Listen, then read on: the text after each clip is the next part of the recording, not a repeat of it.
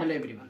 आज हम इस वीडियो में एपी क्या है, समांतर श्रेणी क्या है और टीएन क्या है, ए क्या है, एन क्या है और डी क्या है, और ये दो क्वेश्चन लेकर के आपको पूरा डिटेल्स बताने वाले हैं कि टीएन को पहचानेंगे कैसे, ए को कैसे पहचानेंगे, एन को कैसे पहचानेंगे, डी को कैसे पहचानेंगे और ये फार्मूला पे आप सुटेबल कैसे बैठाएंगे, और एपी आखिर होता क्या है, समांतर श्रेणी को पहचानेंगे कैसे कि ये समांतर श्रेणी में है।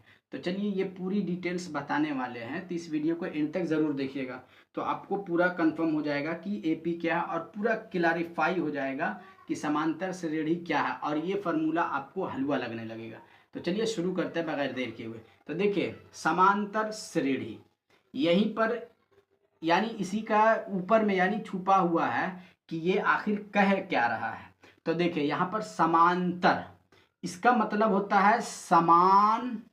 देखिए यहाँ देखिए समान और जोड़ अंतर। अब यहाँ पर देखिए समान मतलब क्या होता है, बराबर। क्या होता है, बराबर। और अंतर मतलब होता है घटाव यानी माइनस।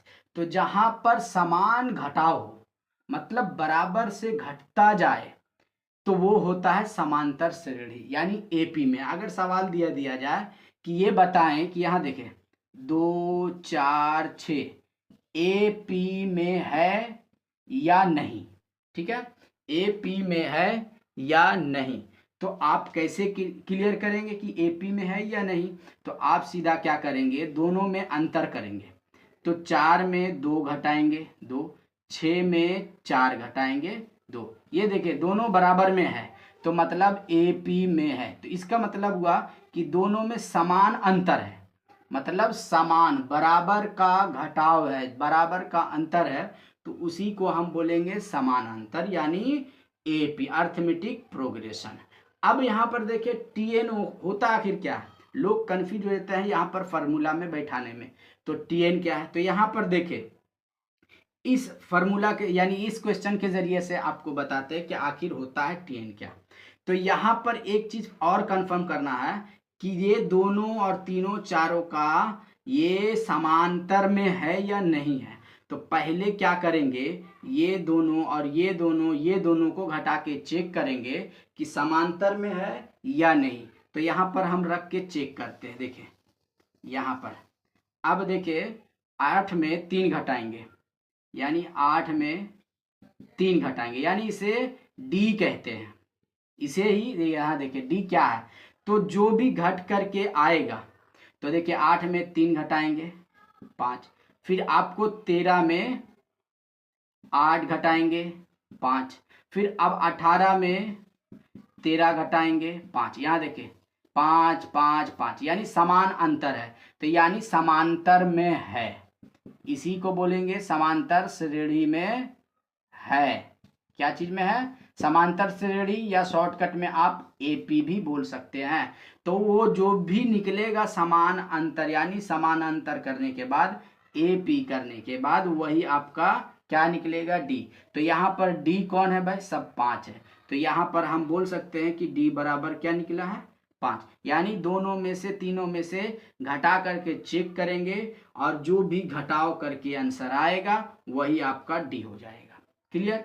अब ए क्या है, अब यहाँ पर देखिए ए क्या है, यहाँ पर फॉर्मूला में ए बैठाना पड़ेगा। तो ए जो सबसे पहला वाला होएगा, एकदम जो फर्स्ट वाला होएगा वो आपका क्या कहलाएगा, ए। तो यहाँ पर देखिए सबसे फर्स्ट क्या है, ए यानी 3 है, ठीक है। अब आगे बढ़ेंगे हम कि एन क्या है। तो अब देखिए यहाँ पर गौर करने वाली बात है कि जो सवाल दिया हुआ है उसका कोई वाला भी पद पूछे, जैसे यहाँ पर देखिए 15वां पद अगर रहेगा 20वां पद, यानी वो पूछेगा कि कौन सा पद, यानी यहाँ पर 15वां पद, 20वां पद, 30वां पद में कितना होएगा, इस तरह यानी 3 8 13 18 23, इसी तरह देखिए 1 2 3 4 5, यानी आपको बोलेगा 5वां पद में कितना लिखा हुआ है, तो 23।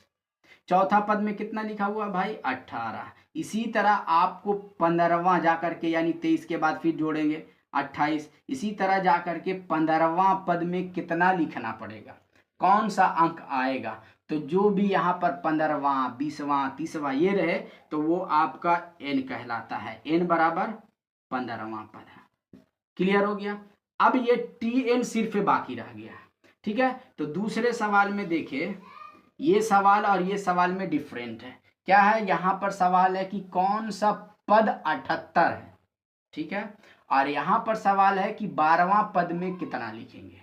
तो यहाँ पर सवाल है कि सॉरी 15वां पद में कितना होएगा, यानी इसी तरह गिनती करेंगे 25, 23 के बाद 5 जोड़ दिए, फिर उसके बाद 5 जोड़ेंगे, फिर 5 जोड़ेंगे, इसी तरह जाकर के आप 15 बार लिखेंगे तो आपका कितना लिखाएगा, 50 लिखाएगा, 25 लिखाएगा, तो वो आपका n हो गया। और अगर सवाल रहे कि कौन सा पद 78 है, यानी यहाँ पर जो 78 लिखा हुआ है वहां पर कौन सा पद आएगा, 12वां आएगा या 15वां आएगा या 30वां आएगा, तो ये जो लास्ट पूछेगा कौन सा पद, तो आपको Tn मानना है।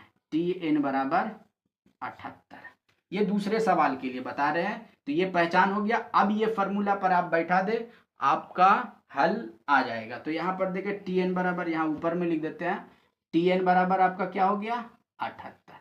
अब हम एक सवाल, पहला सवाल को हल करके बताते हैं कि किस तरह आपका आंसर आएगा। ये क्लियर हो गया। यहाँ पर देखिए, अब यहाँ पर देखिए a बराबर हो गया आपका 3, d बराबर आप तो अभी पता किए 5, और n बराबर कौन हो गया भाई, 15वां।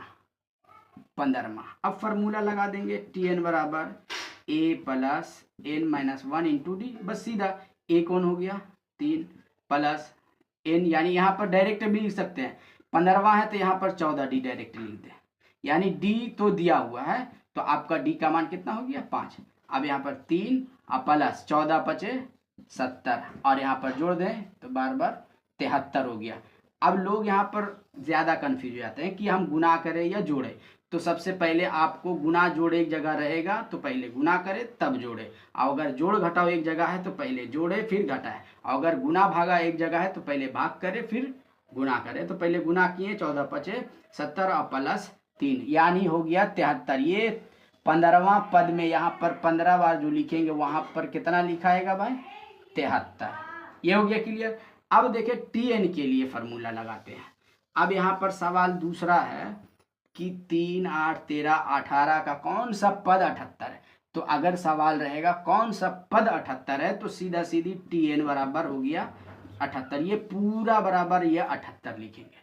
ठीक है, अब a जो है सबसे आगे वाला क्या लिखेंगे, a। d तो बताएं भाई कि d जो है पीछे से आगे, पीछे से आगे, पीछे से आगे घटाते जाएंगे तो सब का मान एकदम बराबर आएगा घट करके, वो समांतर में है। तो 8 में 3 घटाएंगे 5, यहाँ पर देखिए 13 में 8 घटाएंगे 5, 18 में 13 घटाएंगे 5, तो यानी d बराबर कितना हो गया 5। तो यहाँ पर क्या हमको निकालना है भाई, n। nवां पद आपका कितना होएगा, nवां पद आपका कितना होएगा। तो अब फिर फॉर्मूला वही वाला लगाएंगे, Tn बराबर a plus n minus 1 into D. अब यहाँ पर देखिए Tn पूरा यहाँ पर क्या लिखेंगे 78।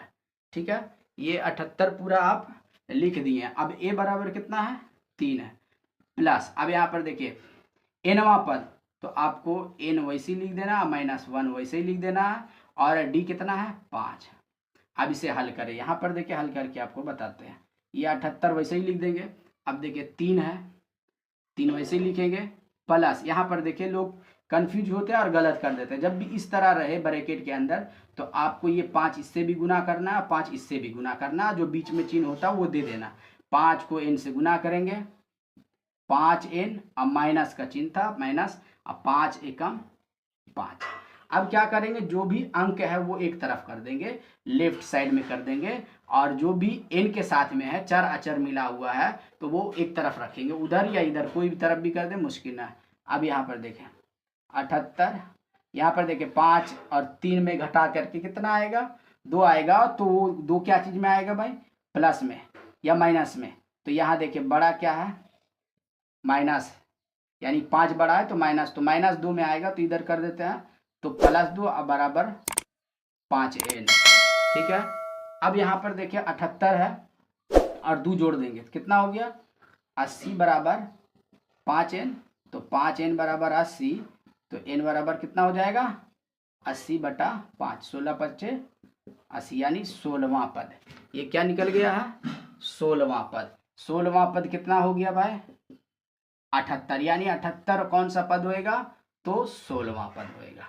तो इसी तरह आप यानी TN, AN, D समझ गए होंगे समांतर क्या होता है, वो भी आप अगर सवाल रहे कि कौन सा चेक करें समांतर श्रेणी में है, तो बस याद रखना है समान अंतर, मतलब बराबर का घटाव करके जो बराबर आता रहेगा वो समांतर श्रेणी में है। तो आई होप ये वीडियो आपको समझ में आई होगी। अगर समझ आई तो प्लीज़ एक लाइक ज़रूर करें। अगर कोई सवाल हो, कोई 10वीं का या कोई भी सवाल हो, तो प्लीज़ कमेंट बॉक्स में ज़रूर मेंशन करें। मिलते हैं अगले वीडियो में, तब तक के लिए आप अपना ख्याल रखें और अपना पढ़ाई पे फोकस करें। Take care.